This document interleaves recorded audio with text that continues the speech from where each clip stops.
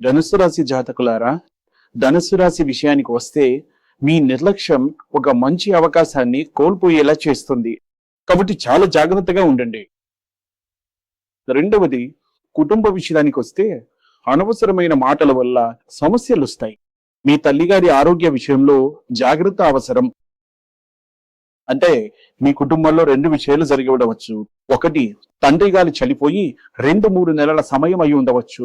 లేదా మీ కుటుంబంలో ఒక సుమంగలి వివాహిత స్త్రీ మరణించి ఉండవచ్చు. ఈ రెండింటిలో ఏదో ఒక విషయం ఖచ్చితంగా జరిగి ఉంటుంది. ఒకటి, అందుకే ఇప్పుడు చూసినట్లయితే తల్లిగారి ఆరోగ్య విషయంలో జాగ్రత్త అవసరం. ఇప్పుడు మీరు ధనుస్సు రాశిలో ఉన్నారు. మూల నక్షత్రం ధనుస్సు రాశి, పూర్వాషాఢ నక్షత్రం ధనుస్సు రాశి, అలాగే తర్వాత ఉత్తరాషాఢ నక్షత్రం ధనుస్సు రాశి గురించి చెప్పాలంటే మీ తల్లిగారి ఆరోగ్య విషయంలో జాగ్రత్త అవసరం. కుటుంబ విషయాల్లో జాగ్రత్తగా మాట్లాడండి, జాగ్రత్తగా ఉండదు. ఎందుకంటే విల్లు నుండి వదిలిన బాణం నోటి నుండి వచ్చిన మాట వెనక్కి తీసుకోలేమనే సామెత ఉంది కదా. మీ విషయానికి వస్తే కుటుంబ పరంగా కొన్ని విషయాలను సర్దుబాటు చేసుకుని సరిగ్గా ముందుకు తీసుకెళ్తే కుటుంబం మరియు పిల్లల విషయాల్లో అంతా మీకు విజయవంతంగా ఉంటుంది. కాబట్టి ఇది చాలా ముఖ్యమైన విషయం. తర్వాత చూస్తే కుటుంబంలో ప్రశాంతంగా ఉండటం మంచిది. ఎక్కువగా మాట్లాడటం, అనవసరమైన విషయాలు చేయడం కంటే ప్రశాంతంగా ఉండటం మంచిది. మరొక విషయం ఏమిటంటే మీ సోదరుడు మీకు దూరం అయ్యే అవకాశం ఉంది. మీ కుటుంబంలో సోదరులు సోదరీమణులు ఉన్నట్లయితే ఆ సోదరుడితో గొడవలు జరిగి మాటలాగిపోయి విడిపోయే అవకాశాలు ఉన్నాయి. కాబట్టి సోదరులతో ఎలా మాట్లాడాలి, ఎలా వ్యవహరించాలి అనే విషయంలో కొన్ని అవగాహనలతో ముందుకు వెళ్ళడం మంచిది. వ్యాపార విషయాల్లో కొత్త ప్రయత్నాలు పురోగతిని ఇస్తాయి. కానీ తొందరపట్టు నిర్ణయాలు ఆటంకాలను కలిగించవచ్చు. తొందరపట్టు నిర్ణయాలు తీసుకోకుండా నిదానంగా ఆలోచించి చేయండి. రెండవది, మీరు మీ కార్యాలయంలో పని చేస్తున్నప్పుడు, మీరు కొన్ని పనులు చేస్తున్నప్పుడు ఆ సమయంలో మీరు ముఖ్యమైన కొన్ని పనుల్లో నిమగ్నమై ఉండవచ్చు. ముఖ్యంగా కొన్ని విషయాల్లో మీరుంటారు. ఇందులో ఏం జరుగుతుందంటే కొన్ని సానుకూల విషయాలు జరుగుతాయి. ప్రమోషన్లు, కొత్త ప్రాజెక్టులు, కొత్త మంచి విషయాలు అన్ని మీకు కలిసి వచ్చే అవకాశాలు ఉన్నాయి. కానీ అప్పుడప్పుడు పని చేసేటప్పుడు వీళ్ళు గమనిస్తే కొత్తగా కొన్ని తలనొప్పులు మొదలవుతాయి. కొత్తగా కొన్ని తలనొప్పులు, కొత్తగా ఒక ప్రాజెక్ట్ వస్తుందంటే దాంతో పాటు ఏదో ఒక తలనొప్పి కూడా వస్తుంది. ఎంత అయితే మనకి ఇన్నాళ్ళు మనకి ఇవన్నీ బాగానే జరుగుతున్నాయి కదా, ఇప్పుడు ఎందుకు మనకి ఈ సమస్యలన్నీ వస్తున్నాయి అనిపించేలాంటి కొన్ని పరిస్థితులు వస్తాయి. ఒకటి, అదే విధంగా ధనుస్సు రాశి వారికి దగ్గరకు వచ్చి ఆగిపోయే మరో విషయం ఏమిటంటే అది విదేశీ అవకాశాలు కావచ్చు, లేదా మీ ఆర్థిక విషయాలు కావచ్చు, లేదా కుటుంబ విషయాలు కావచ్చు, వివాహం లేదా పునర్వివాహం కావచ్చు. దగ్గరకు వచ్చి ఆగిపోతాయి. పూర్తయ్యే దశలు ఆగిపోయి అలాగే నిలిచిపోతుంది. అంటే ఇలాంటి పరిస్థితిలో ఉన్న మనకు ఇలాంటి అడ్డంకులు ఎందుకు వస్తున్నాయి అనిపిస్తుంది. గురు కటాక్షం, గురు ఆశీర్వాదం ఉండాలి. వారాహి ఆరాధన ఎక్కువగా చేయాలి. అప్పుడే మీ రాశికి వరుసగా అనేక శుభాలు కలుగుతాయి.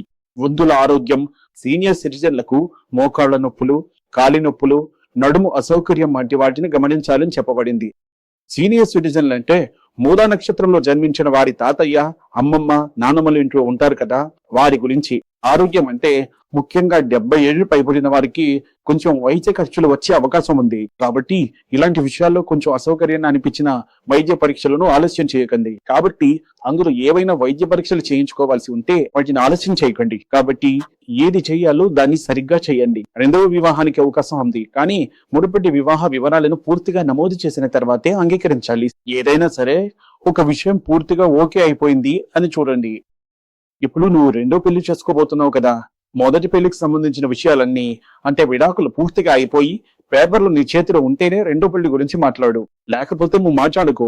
అలాగే ఒక రిలేషన్షిప్ లో కొంచెం సరిగ్గా ఉండు, సరిగ్గా మాట్లాడుకో. కొంతమంది వయసులో తేడా ఉన్నా పెళ్లి చేసుకుంటారు. 12 ఏళ్ళు 13 ఏళ్ల వయసు తేడాతో పెళ్లి చేసుకుని అక్కడొకరు ఇక్కడొకరుగా కొంతమంది విడిపోయి ఉంటారు. కాబట్టి ఇలాంటి కొన్ని పరిస్థితులు వస్తుంటాయి. అలాగే అప్పుల విషయంలో అప్పులు ఇవ్వడం, తీసుకోవడం, డబ్బు వ్యవహారాల్లో కొంచెం జాగ్రత్తగా ఉండండి.